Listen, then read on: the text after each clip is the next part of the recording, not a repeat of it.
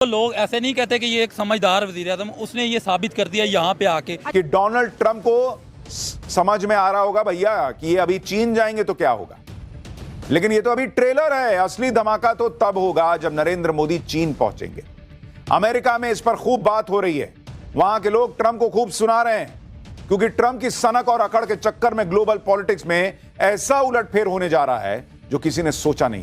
दोस्तों, भारत ने सारे एस्टीमेट्स तोड़ दिए हैं, जितने भी अर्थशास्त्र, यहां तक कि भारत की खुद की आरबीआई का जो एस्टीमेट था कि इस फाइनेंशियल ईयर के पहले क्वार्टर में हम कैसे ग्रो करेंगे, इन सभी आंकड़ों को तोड़ते हुए हम 7.8% पर ग्रो किए हैं फर्स्ट क्वार्टर में, और ये बहुत बड़ा आंकड़ा है। करीबन पिछले 5 क्वार्टर में हमने ऐसा ग्रोथ नहीं देखा, वैसा ग्रोथ हमने इस फाइनेंशियल ईयर के पहले क्वार्टर में रजिस्टर किया है। सो इंडिया ने अपने बेसिकली जो ताल्लुकात हैं जापान के साथ, वो बहुत अच्छे कर लिए हैं, बहुत ही अच्छे कर लिए हुए हैं। 10 ट्रिलियन की जो येन की इन्वेस्टमेंट है वो इंडिया से जो है जापान से इंडिया जाएगी अगले 10 सालों के अंदर। 10 ट्रिलियन।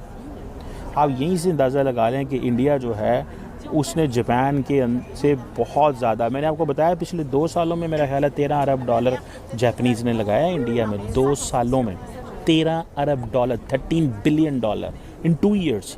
यहीं से आप अंदाज़ा लगा लें कितने बड़े लेवल की इंडियन जो हैं वो बेसिकली गेम डाल रहे हैं। गेम डालना से मुराद ये है कि इन्वेस्टमेंट ले रहे हैं। मोदी जी ने ना सोना है ना किसी को सोने देना है। मैं बिल्कुल बेडरूम में बैठा हूँ, सोने लगा हूँ, लेकिन मुझे लगा कि यार ये न्यूज़ आई आपके साथ कवर करनी ज़रूरी थी, क्योंकि मोदी जी ने एक मैसेज दिया बड़ा ही ज़बरदस्त। जापान में बैठकर साढ़े नाल रहोगे तो ऐश करोगे, वरना क्रैश करोगे। और देश की जीडीपी नंबर्स ने पूरी दुनिया को शॉक कर दिया है, और आप देखोगे इंडियन न्यूज आउटलेट्स प्राउडली आज के समय ये आर्टिकल्स पब्लिश कर रहे हैं कि भारत की डेड इकोनॉमी, जिसको डोनाल्ड ट्रंप ने कहा था कि ये तो जी डेड इकोनॉमी है, भारत रशिया की डेड इकोनॉमी, दोनों जो मर्जी करे मुझे कुछ परवाह नहीं है, यही जो डेड इकोनॉमी थी इसने शॉक डिलीवर किया है टू ट्रंप। आप देखोगे इतने सारे आर्टिकल्स पब्लिश किए जा रहे हैं ना आज के समय डोनाल्ड ट्रंप को टारगेट करते हुए कि ये है तुम्हारी डेड इकोनॉमी, जो पहले क्वार्टर में, फाइनेंशियल ईयर के पहले क्वार्टर में 7.8% ग्रो करती है। अब इंडिया जो है वो कहता है हम नहीं टाइट होते, और हम कहते हैं हम टाइट हो जाते हैं। क्यों? इंडिया डिपेंड नहीं करता ना अमेरिका पे। अमेरिका ने उनके ऊपर टैरिफ लगा दिए तो चलो $8-10 बिलियन का उनको फर्क पड़ जाएगा उनकी एक्सपोर्ट्स के अंदर, ठीक। तो $8-10 बिलियन उनके लिए कुछ भी नहीं है। उनके रिजर्व जो हैं वही कोई 200 बिलियन के करीब है रिजर्व। मेरा ख्याल इससे भी ज्यादा इंडिया के 500-600 बिलियन के रिजर्व है उनके पास। तो वो कहते हैं ठीक है, 2 दिन की तकलीफ होगी, हम इधर उधर से अपने एक्सपोर्ट्स बढ़ा देंगे, ठीक है, बस 10 बिलियन भी 10 बिलियन। हमारे लिए तो 1 बिलियन का कुछ हो जाता हम मुड़ जाते हैं।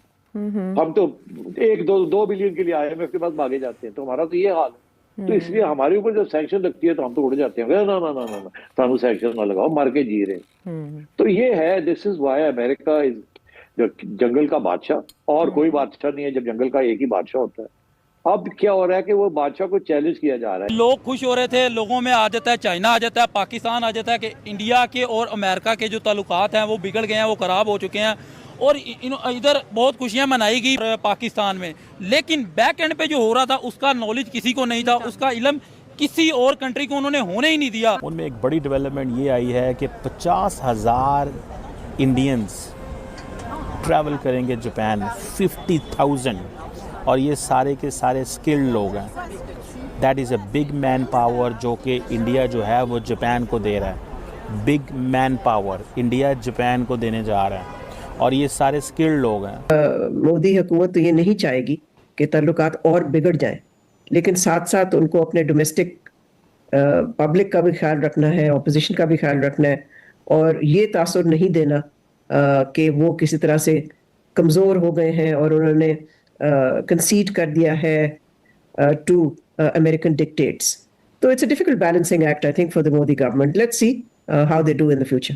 अब दोस्तों, यहाँ पे वो डोनाल्ड ट्रंप जो भारत को डेड इकोनॉमी कहते थे, उनके मुंह पर ये एक बहुत बड़ा तमाचा है जो भारत के नंबर्स ने जड़ा है। खुद अमेरिका को भी एहसास हो चुका है कि बॉस ट्रंप ने गलत आदमी से पंगा ले लिया। ट्रंप के पास जो बम थे तुमने फोड़ दिए भाई, अब बारी भारत की है, पीएम मोदी की है, हम फोड़ के तुमको दिखाते हैं बम।